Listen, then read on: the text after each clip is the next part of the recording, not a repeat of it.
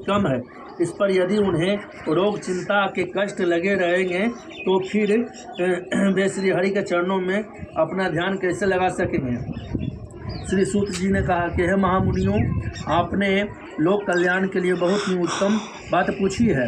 एक बार युधिष्ठिर ने भगवान श्री कृष्ण से लोक कल्याण के लिए यही प्रश्न किया था। भगवान श्री कृष्ण और युधिष्ठिर का संवाद मैं आपके सामने कहता हूँ, ध्यान देकर सुने। एक समय हस्तिनापुर की सभा में योगी राज श्री कृष्ण बैठे हुए थे। तब युधिष्ठिर ने भगवान श्री कृष्ण ने प्रश्न किया कि हे प्रभु नंदन गोविंद, आपने मुझे अनेक कथाएं सुनाई है। आज कृपा करके ऐसा कोई व्रत या कथा सुनाए जिनके करने से मनुष्य रोग से, चिंता तथा भय से मुक्ति हो तथा उसे पुत्र की प्राप्ति हो। हे प्रभु, बिना पुत्र मनुष्य का जीवन व्यर्थ है, वह नरगामी होता है। पुत्र के बिना मनुष्य पितृऋण से छुटकारा नहीं पा सकता है और न ही वह पुण्य नामक नरक से उद्धार पा सकता है। अतः कोई पुत्रदायक व्रत बतलाइए। भगवान श्री कृष्ण ने कहा कि हे राजन, मैं एक प्राचीन इतिहास सुनाता हूँ, आप उसे ध्यानपूर्वक सुने। कुंडलपुर नामक एक नगर में नंदा नामक एक महाबुद्धिमान ब्राह्मण रहता था। उसका गुजारा जैसा तैसा चल रहा था, परंतु वह बहुत ही दुखित रहता था क्योंकि उसके कोई संतान नहीं थी। उसकी पत्नी सुनंदा पतिव्रता थी। वह भक्तिपूर्वक श्री हनुमान जी की आराधना करती थी। मंगलवार के दिन व्रत करके अंत में भोजन बना करके हनुमान जी के भोग लगाने के बाद स्वयं भोजन करती थी। एक बार मंगलवार को गृह कार्य के अधिकता के कारण के वह मनुष्य हनुमान जी को भोग न लगा सकी। इस पर उसे बहुत दुख हुआ। अपने स्वयं भी भोजन नहीं किया। प्रण किया कि अब मैं अगले मंगलवार को हनुमान जी को भोग लगा करके अन्न जल ग्रहण करूंगी। ब्राह्मणी नंदा सुनंदा प्रतिदिन भोजन बनाती, सदाप्रभु पति को खिलाती, परंतु स्वयं भोजन ग्रहण नहीं करती और मन ही मन श्री हनुमान जी की आराधना करती थी। इस प्रकार 6 दिन तक ब्राह्मणी सुनंदा अपने प्रण के अनुसार भूखी प्यासी ने रहा रही, परंतु 7वें दिन मंगलवार को वह प्रातःकाल बेहोश होकर गिर पड़ी। सुनंदा इसी असीम भक्ति से श्री हनुमान जी बहुत प्रसन्न हुए और उसके सन्मुख प्रकट होकर के बोले कि सुनंदा, मैं तेरी भक्ति से बहुत प्रसन्न हूँ, तू उठ बर और मांग। सुनंदा अपने आराध्य देव हनुमान जी को अपने समक्ष पाकर के आनंद से विहल होकर के उनके चरणों में गिर पड़ी और कहा, हे प्रभु, मेरे कोई संतान नहीं है, कृपा करके मुझे संतान प्रदान करें। हनुमान जी ने कहा कि तेरी इच्छा पूर्ण होगी, तेरे यहाँ एक कन्या उत्पन्न होगी, उसे अष्टांग प्रतिदिन सोना दिया करेंगे। इस प्रकार वर देकर के हनुमान जी अंतर्ध्यान हो गए। ब्राह्मणी सुनंदा बहुत हर्षित हुए। उसने यह समाचार अपने पति से जाकर के कहा कि ब्राह्मण देव कन्या का वरदान सुन करके बहुत दुखित हुए, परंतु सोना मिलने की बात सुनी तो बहुत प्रसन्न हुए। विचार किया कि ऐसी कन्या के साथ मेरी निर्धनता भी समाप्त हो जाएगी। हनुमान जी की कृपा से वो ब्राह्मणी गर्भवती हुई और 10वें महीने में उसने एक सुंदर कन्या को जन्म दिया। यह कन्या अपने पिता के घर में ठीक उसी तरह से बढ़ने लगी जिस प्रकार शुक्ल पक्ष का चंद्रमा बढ़ता है।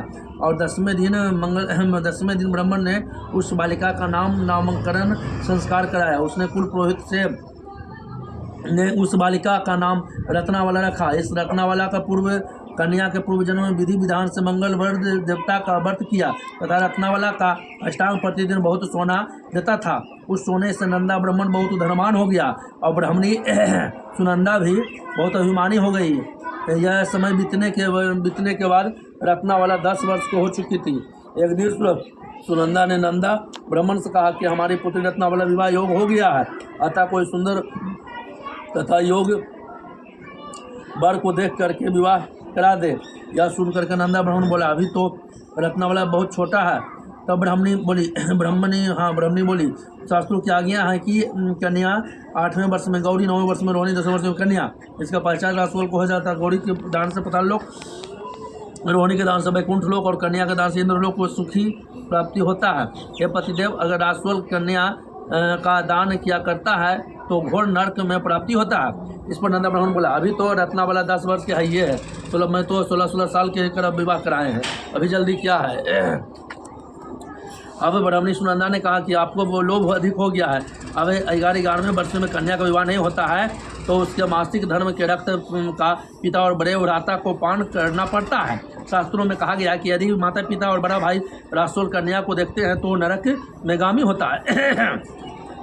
नंदा ब्राह्मण ने कहा कि ठीक है, मैं कल ही उसके लिए योग वर की तलाश में अपना दूत भेज दूंगा। दूसरे दिन ब्राह्मण ने दूत को बुलाया और कहा, मेरी कन्या जैसी सुंदर है वैसे ही सुंदर वर उसके लिए तलाश करो। दूत स्वामी की आज्ञा पा करके खोजने के लिए चल पड़ा। अनेक नगर घूमने के बाद उसने पंपई नगर में एक सुंदर ब्राह्मण पुत्र को देखा।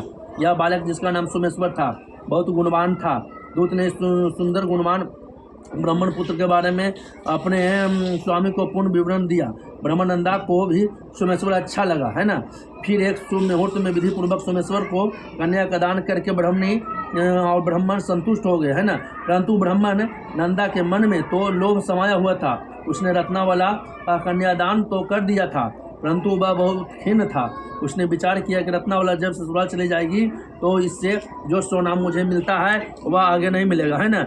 मेरे पास जो धन था वो कुछ तो इसके लिए विवाह खर्च में हो गया, और शेष बचा है वह भी कुछ दिनों के बाद पश्चात खत्म में हो जाएगा। मैंने इसका विवाह करके बड़ी भूल की है। उसने विचार किया कि अब मैं कोई ऐसा उपाय करूं कि रत्नावला मेरे घर में ही बने रहे।